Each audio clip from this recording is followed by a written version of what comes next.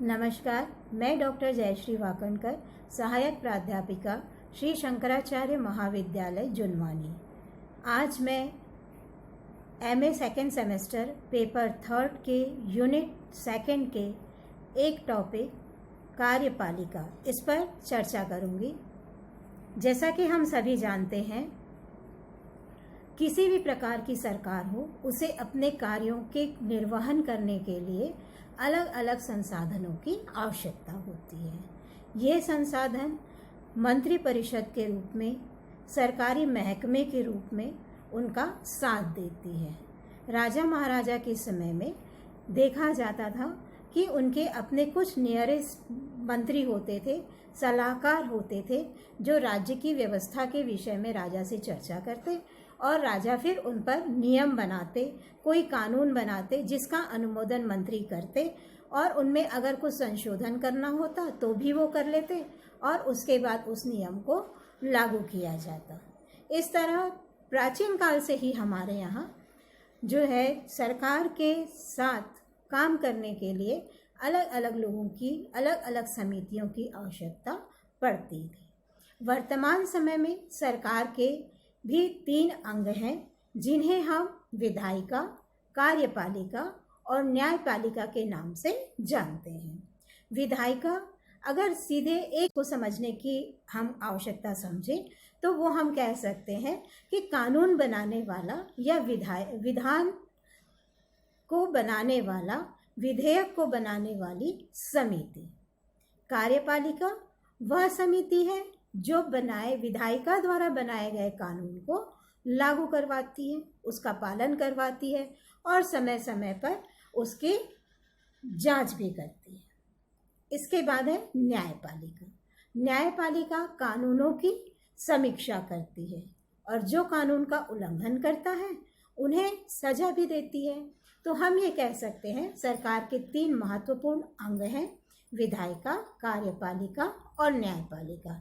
इन तीनों के ही कार्य को अच्छे से संपन्न करने पर ही सरकार जो है वो बहुत अच्छे तरीके से देश का शासन चला पाती है। इसके बाद हम कह सकते हैं कि बोलचाल की भाषा में जब हम कार्यपालिका को कहें तो हम सरकार को ही कार्यपालिका कहते हैं। साधारण रूप से देखा जाए तो सरकार ने ये नहीं किया, सरकार ने ऐसा नहीं किया, सरकार का ये काम बहुत अच्छा है, सरकार द्वारा लागू की गई ये नीतियाँ बहुत अच्छी हैं, ये जो बातें हम करते हैं वो किसके बारे में बात होती है? कार्यपालिका की बात होती है। मतलब कार्यपालिका को साधारण शब्दों में हम सरकार के नाम से ही जानते हैं। सरकार की समस्त शक्तियाँ कार्यपालिका में ही निहित होती है। किसी भी कार्य को करने के लिए कार्यपालिका ही शासन के बनाए हुए नियमों को अत्यधिक महत्वपूर्ण और प्रभावी तरीके से लागू करती है। इनका सबसे प्रमुख कार्य होता है शासन करना। कार्यपालिका की परिभाषा गिलक्राइस्ट के अनुसार कार्यपालिका सरकार का वह अंग है जो कानून के रूप में समस्त जनता की इच्छा को कार्य के रूप में परिणत करता है। यह वह धुरी है जिसके चारों ओर राज्य और प्रशासन घूमता रहता है और इसके प्रशासन के सभी अधिकारी इसी में शामिल होते हैं। गिलक्राइस्ट की इस बहुत ही खूबसूरत परिभाषा में कार्यपालिका की विस्तृत चर्चा उन्होंने कर दी है। हम ये कह सकते हैं कि गागर में सागर उन्होंने भर दिया है। कार्यपालिका वह अंग होती है सरकार का जो सराउंडिंग में पूरे चारों तरफ जब हम देखते हैं तो हर अधिकारी, हर कर्मचारी जो होते हैं वो कार्यपालिका का ही अंग होते हैं। हमारे हर छोटे बड़े कामों को प्रशासन के द्वारा ही हमको पूर्ण कराना होता है और यही प्रशासनिक अधिकारी जो होते हैं वो कार्यपालिका होते हैं। कार्यपालिका के प्रकार अलग अलग तरीकों से कार्यपालिका के अलग अलग प्रकार किए गए हैं। शक्ति विभेदीकरण के अनुसार या शक्ति विकेंद्रीकरण के अनुसार अगर हम देखते हैं तो कार्यपालिका 2 स्तरों में बांटी गई है, एक केंद्र स्तर पर और दूसरी राज्य स्तर पर। केंद्र स्तर की जो सरकार होती है, जो कार्यपालिका होती है, उसमें प्रमुख होते हैं राष्ट्रपति, फिर उपराष्ट्रपति, फिर आते हैं प्रधानमंत्री, मंत्रिपरिषद और कैबिनेट। इसके अलावा सचिव, सचिवालय और जितने भी हमारे अधिकारी कर्मचारी होते हैं, ये सब इसी के अंतर्गत आते हैं। ये पूरे केंद्र के स्तर पर होते हैं। केंद्र सरकार की कोई भी नियम जो होते हैं, उनके द्वारा पारित किए गए अधिनियम जो होते हैं, उनको जो लागू करने का काम करते हैं, वो केंद्र स्तर के कार्यपालिका के अधिकारी कर्मचारी ही करते हैं। फिर है राज्य स्तर के। राज्य स्तर में राज्यपाल, मुख्यमंत्री, मंत्रिपरिषद, ये सभी लोग कार्यपालिका के अंतर्गत आते हैं। तो राज्य स्तर की कार्यपालिका अलग अपने तरीके से काम करती है। केंद्र शासन की जो केंद्रीय स्तर की कार्यपालिका है, वो अपने तरीके से काम करती है। यहाँ पर ये देखा जाता है, जैसे संविधान में अनुसूची बनी हुई है, तो अनुसूचियों में केंद्र की अलग अनुसूची है, कुछ विषय केंद्र के लिए हैं, उस अनुसूची में कुछ विषय जो हैं वो राज्य के हैं। तो दोनों ही अपने अपने तरीके से अपने राज्य के हित के लिए राज्य सरकार और केंद्र के हित के लिए केंद्र सरकार अपने जितने भी कार्य हैं वो करते हैं। लेकिन जो समवर्ती सूची है, उसमें केंद्र और राज्य दोनों ही कार्य कर सकते हैं। कार्यपालिका का समयावधि के अनुसार प्रकार। एक होते हैं स्थायी कार्यपालिका के सदस्य होते हैं, दूसरे होते हैं अस्थायी सदस्य। ये कार्यपालिका में सम्मिलित होते हैं। स्थायी कार्यपालिका में वे सारे अधिकारी और कर्मचारी आते हैं जिनकी निश्चित एक आयु सीमा तक ये कार्य कर सकते हैं। मतलब कोई भी अधिकारी अपने रिटायरमेंट तक, 60 इयर्स तक, 62 इयर्स तक, सबके अलग अलग रिटायरमेंट की एज होती है और वो उसके अनुसार ही कार्य वहाँ पर करते हैं। और ये स्थायी होते हैं, ये कभी भी समय से पहले इनको हटाया नहीं जा सकता है। फिर है अस्थायी कार्यपालिका।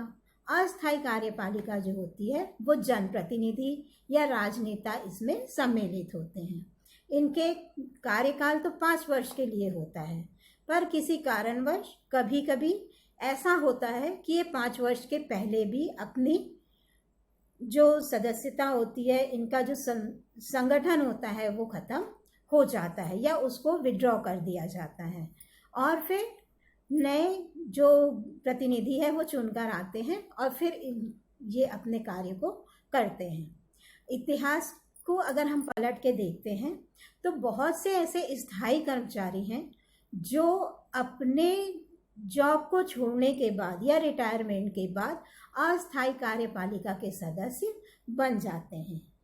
बहुत से ऐसे लोग हैं, लेकिन अस्थायी कार्यपालिका का कोई भी सदस्य कभी भी स्थायी कार्यपालिका में नहीं आ पाता है।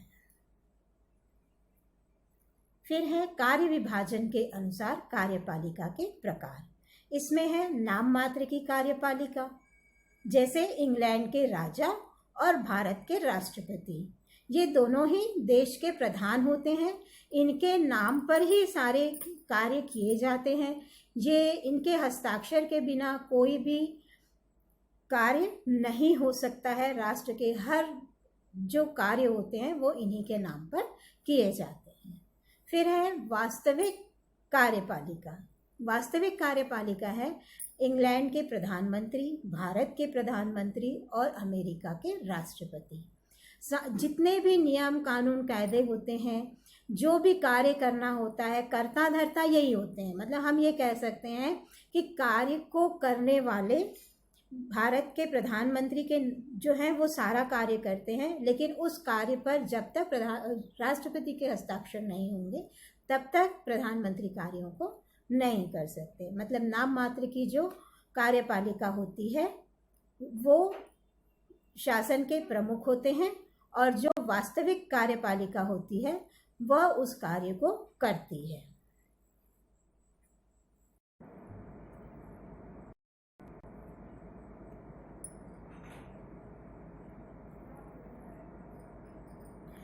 संवैधानिक व्यवस्था के आधार पर कार्यपालिका के प्रकार। उसमें है संसदात्मक या संघीय कार्यपालिका और अध्यक्षात्मक कार्यपालिका।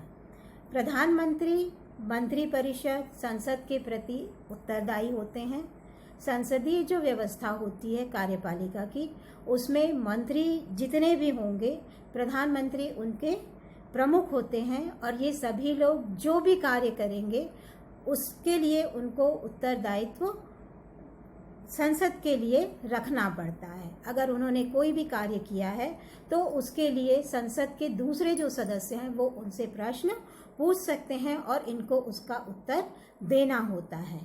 और अगर ऐसा होता है कि उनके उत्तरों से सदस्य जो है वो सब सेटिस्फाइड नहीं हो पाते हैं, अगर उनको लगता है कि प्रधानमंत्री के द्वारा या मंत्रिपरिषद के द्वारा उनके प्रश्नों का सही उत्तर नहीं दिया गया है, तो वो जब तक उनको तसल्ली नहीं हो जाती है तब तक उन प्रश्नों को अलग अलग तरीके से बात की जा सकती है। तो प्रधानमंत्री और मंत्रिपरिषद कोई भी कार्य करते हैं तो उसके लिए वो संसद के प्रति उत्तरदायी होते हैं। अध्यक्षात्मक कार्यप्रणाली अमेरिका में है और अमेरिका के राष्ट्रपति जो होते हैं वो सर्वे हैं, वो किसी के लिए उत्तरदायी नहीं होते हैं। वो अपने इच्छा अनुसार अपने कैबिनेट के साथ मिलकर राष्ट्र के हित में कार्य कर सकते हैं। शासन पद्धति के आधार पर कार्यपालिका के प्रकार, इसमें एकल कार्यपालिका और बहुल कार्यपालिका आते हैं। एकल कार्यपालिका, यहाँ कार्यपालिका की सारी शक्तियाँ एक ही व्यक्ति में निहित होती है। व्यक्ति जो होता है वो वहाँ का सर्वेसर्वा होता है और दूसरे लोगों पर वो कहीं आश्रित नहीं होता है। बहुल कार्यपालिका, इसमें मंत्रियों का या प्रमुख लोगों की एक काउंसिल होती है, कुछ लोगों का एक समिति बनाई जाती है और वो समिति जो होती है वो राष्ट्र हित में निर्णय लेती है। और जैसे कि स्विट्जरलैंड के जो फेडरल काउंसिल है, ये इसका एक बहुत अच्छा उदाहरण है। यहाँ पर 7 व्यक्तियों की एक काउंसिल होती है और यही राज्य के पूरे नियमों को और कानूनों के बारे में बात करते हैं। राष्ट्र हित की चर्चा यही होती है। कार्यपालिका का कार्य, प्रशासन से संबंधित कार्यपालिका के कार्य। राष्ट्र में शांति, सुरक्षा, इसकी पूरी व्यवस्था देखने का काम कार्यपालिका ही करती है। फिर शिक्षा, वाणिज्य, कृषि, कर्मचारियों के नियुक्ति आदि का कार्य करना, यह कार्यपालिका का सबसे प्रमुख कार्य होता है। विधायिका द्वारा जो भी नियम बनाए जाते हैं उसको अच्छे से पारित कराने का काम कार्यपालिका द्वारा किया जाता है। फिर देश की रक्षा के बारे में, देश की रक्षा करने के लिए कार्यपालिका जो है वो जिम्मेदार होती है। राष्ट्रपति सेना के सर्वोच्च अधिकारी होते हैं। योग्य नागरिकों का चयन करना और प्रशासन में लाना, ये कार्यपालिका की जिम्मेदारी होती है। और अगर इमरजेंसी होती है तो नागरिकों के अधिकार का स्थगन भी कार्यपालिका के द्वारा ही किया जाता है। विदेश संबंधी कार्य, राजनैतिक, आर्थिक, सांस्कृतिक, ये सारे कार्य जो हैं, जब विदेशों से हमको संबंध जोड़ने होते हैं तो ये सब चीज़ें कार्यपालिका ही देखती है। राजदूतों की नियुक्ति करने का काम कार्यपालिका द्वारा ही किया जाता है। कौन से देश से हमारी संधि होनी है, कौन से युद्ध को टालना है, कौन से युद्ध, कहाँ पर युद्ध की स्थिति बन रही है, इन चीज़ों की जो व्यवस्था है ये कौन देखता है? कार्यपालिका ही देखती है। अध्यक्ष के नाम पर ही ये सारे कार्य किए जाते हैं, मतलब राष्ट्र का जो प्रमुख होता है उनके नाम पर ही कार्यपालिका किसी भी दूसरे राज्य से, देश से राजनैतिक, आर्थिक, सांस्कृतिक ये संबंध स्थापित करती है। राजदूतों की नियुक्ति करना है तो वह भी राष्ट्रपति के हस्ताक्षर से होता है और ये सभी काम कौन करता है? कार्यपालिका करती है। विधायिक कार्य, कार्यपालिका विधेयक का निर्माण करती है, फिर उसे पारित करवाने में, जैसे लोकसभा, राज्यसभा, यहाँ इसको पारित करने का काम, उसे प्रस्तुत करने का काम, उस पर चर्चा करवाने का काम भी कार्यपालिका के द्वारा ही किया जाता है। मंत्री ही व्यवस्थापिका की स्वीकृति से मंत्री और व्यवस्थापिका की स्वीकृति से कानून का निर्माण करने का काम कार्यपालिका द्वारा किया जाता है। व्यवस्थापिका को भंग करना और नवीन निर्वाचन करवाना, ये सारे कार्य कार्यपालिका के निर्वाचन व्यवस्था के अंतर्गत आते हैं, निर्वाचन संबंधी कार्य के अंतर्गत आते हैं। जब कार्यपालिका जो है, व्यवस्थापिका भंग होती है, लोकसभा, राज्यसभा, इसके सदस्यों को बदलना है, लोकसभा के जो कार्य पूरे हो जाते हैं और उसके बाद कार्यकाल पूर्ण होने के बाद जब वो नया इलेक्शन होता है तो इस इलेक्शन को करने का कार्य भी कार्यपालिका को ही करना होता है। फिर संसद सत्र जब नहीं चल रहा होता है तो ऐसी स्थिति में कार्यपालिका ही संसद के आदेशानुसार पूरे कार्यों का वहन करती है। आर्थिक कार्य के अंतर्गत देश का बजट बनाना, इसके बाद इसके बारे में जानकारी इकट्ठी करना, फिर किसी को धन देना है, खर्च के लिए पैसे कहाँ से आएंगे, आमदनी कैसे जुटानी है, कहाँ किस मद में खर्च करना है, ये सारी व्यवस्था जो होती है वो कार्यपालिका द्वारा की जाती है। फिर जन कल्याण के लिए नीतियों का निर्माण करना, कल्याणकारी निर्माण, जन लोगों के लिए अच्छी अच्छी योजनाओं का निर्माण करना, जन कल्याणकारी योजनाओं को बनाना और उसका क्रियान्वयन करना कार्यपालिका का काम होता है। ये सभी कार्य जो होते हैं वो जनता के हित में ही वो करते हैं। जैसे प्रधानमंत्री उज्ज्वला योजना है और धन जन योजना है, जो अभी लेटेस्ट की योजनाएं हैं, ये सारी योजनाएं जो हैं वो कार्यपालिका के द्वारा ही बनाई जाती है और व्यवस्थापिका द्वारा अनुमोदित हुई और कार्यपालिका ने फिर उसको लागू किया। लोक कल्याणकारी कार्य जैसे शिक्षा, उसमें और कौन कौन सी चीज़ें होनी चाहिए, किस तरह से शिक्षा का विकास होना चाहिए, अधिक से अधिक लोगों तक शिक्षा कैसे पहुँचे, ये सारी योजनाएं जो हैं वह कार्यपालिका द्वारा बनाई जाती है। स्वास्थ्य से संबंधित योजनाएं, कृषि को उन्नत करने के लिए उससे संबंधित योजनाएं, व्यापार से संबंधित योजनाएं, लघु उद्योग हैं या बृहद उद्योग हैं, उनके विकास के लिए कार्य करना, ये सभी कार्यपालिका के अंतर्गत आता है। फिर न्यायिक कार्य, कार्यपालिका न्यायपालिका के अतिरिक्त कुछ न्यायिक कार्य भी करती है, जैसे क्षमादान करना। कोर्ट में अगर किसी अपराधी को मृत्यु दंड दिया हुआ है तो अपराधी जो है राष्ट्रपति से रिक्वेस्ट कर सकते हैं कि मुझे क्षमादान किया जाए। अभी निर्भया केस में क्षमादान की याचना की गई थी और उसे स्वीकार नहीं किया गया। तो कार्यपालिका जो है जेन्युइन केस में क्षमादान दे भी सकती है और नहीं भी दे सकती है। तो यह क्षमादान करने का कार्य कार्यपालिका के द्वारा किया जाता है। फिर बहुत सारी व्यवस्थाएं करनी होती है, शिक्षा से संबंधित, स्वास्थ्य से संबंधित, कृषि से संबंधित। तो ये सब कार्य जो हैं वो कौन करता है? कार्यपालिका ही करती है। और कार्यपालिका के द्वारा किए गए बहुत सारे ऐसे कार्य जो न्यायिक क्षेत्र में भी होते हैं उनको भी पूर्ण करना होता है।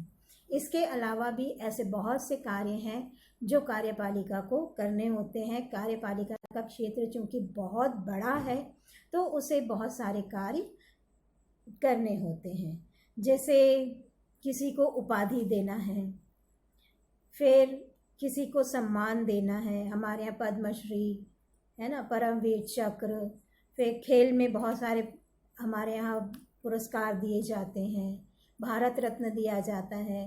तो ये सारे जो उपाधियां हैं, ये सम्मान है, ये देने का कार्य जो है वो कार्यपालिका ही करती है। फिर किसी व्यक्ति को अगर आर्थिक सहायता की ज़रूरत है तो ऐसे व्यक्तियों को आर्थिक सहायता देने का काम भी कार्यपालिका के द्वारा ही किया जाता है।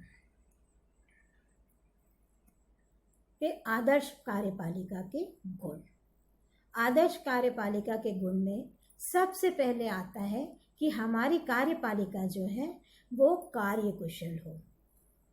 मंत्री, अधिकारी, जितने भी लोग इस कार्य व्यवस्था में लगे हुए हैं वे सभी अपने अधिकारों और अपने कर्तव्यों के विषय में पूरी जानकारी रखते हों, तभी वो एक कुशल कार्यपालिका का निर्वहन कर पाएंगे। तो मंत्रियों को और अधिकारियों को अपने क्षेत्र का पूरा ज्ञान होना ही चाहिए। उसके बाद है कर्तव्य परायणता। सभी अधिकारियों और कर्मचारियों को, मंत्रियों को उनके कर्तव्य के बारे में पता होना चाहिए कि कौन कौन से उनके कर्तव्य हैं और उनका पालन बिना किसी संकोच के, बिना किसी दबाव के उनको पूर्ण करना चाहिए।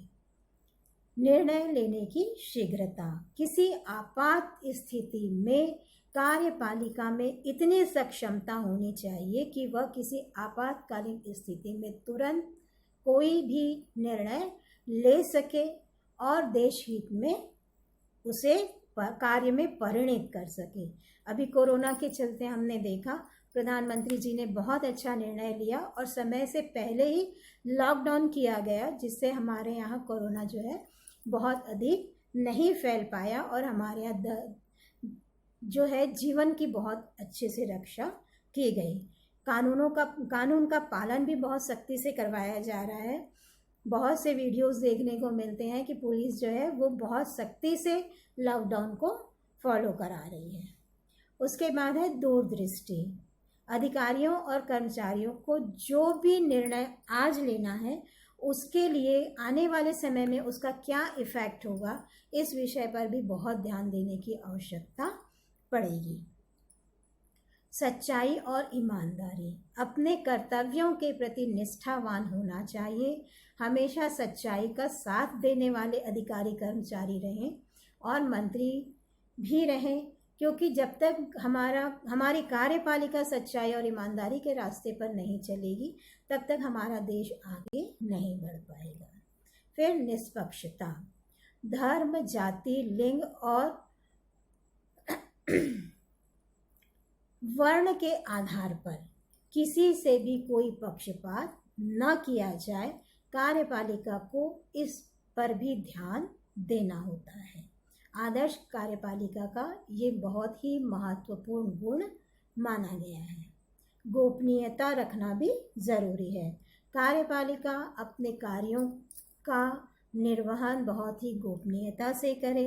अपने पद के लिए उनकी जो जिम्मेदारी है उन जिम्मेदारियों को देखते हुए चीज़ों को गोपनीय रखना और किन किन बातों को पब्लिक में बताना है उन चीज़ों का भी ध्यान उनको रखना बहुत ज़रूरी है। तो गोपनीयता जो है वो आदर्श कार्यपालिका का एक महत्वपूर्ण गुण माना जाता है। आशा करती हूँ कि कार्यपालिका के विषय में दी गई ये जानकारी आपको अच्छी लगी होगी। धन्यवाद।